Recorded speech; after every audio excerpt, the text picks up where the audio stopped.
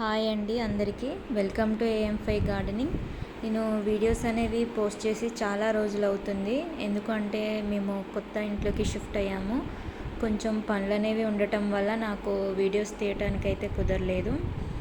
ఈరోజైతే నేను వీడియో అనేది పోస్ట్ చేస్తున్నాను. ఇక్కడ వచ్చేసి ఇది నాటు వెరైటీ అండి, బీర. చాలామంది ఫ్రెండ్స్ ఈ బీర విత్తనాలు కావాలి అనేసి అడిగారు. అయితే నేను ఈ మొక్కకు వచ్చిన కాయలన్నీ సీడ్స్ కోసం అయితే వదిలేశాను. ఇప్పుడు ఈరోజైతే వాటిని కోస్తున్నాను. మనకు మార్కెట్లో మామూలుగా దొరికే బీరకాయలు అయితే చాలా బారుగా ఉంటాయి కదండి. చూడండి ఈ కాయలు ఎలా పొట్టిగా ఉంటాయి. ఇవి నాటు వెరైటీ. ఇది వచ్చేసి చిత్రాడ బీర అండి. చాలా టేస్టీగా ఉన్నాయి ఈ కాయలు కూడా. మనం కర్రీ చేసుకొని తిన్నా. చూడండి ఎన్ని సీడ్స్ అయితే నేను సేవ్ చేయగలిగాను.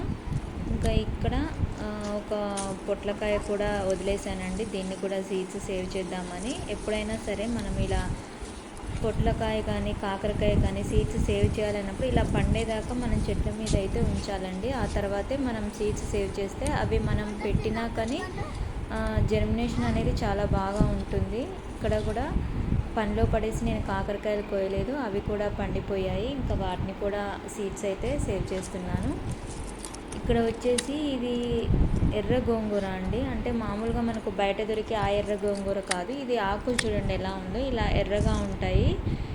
ఇది కూడా కొత్త వెరైటీ అండి. దీన్ని కూడా సీడ్స్ సేవ్ చేద్దామని వదిలేశాను. ఇంకా ఈరోజు మా గార్డెన్లో అయితే నేను కలెక్ట్ చేసినవి అయితే బీర విత్తనాలు, ఇంకా పొట్లకాయ, కాకరకాయ, ఇక్కడ వచ్చేసి ఎర్ర గోంగూర అండి. నా ఈ హార్వెస్టింగ్ వీడియో మీకు నచ్చినట్లయితే ప్లీజ్ లైక్ చేయండి, షేర్ చేయండి.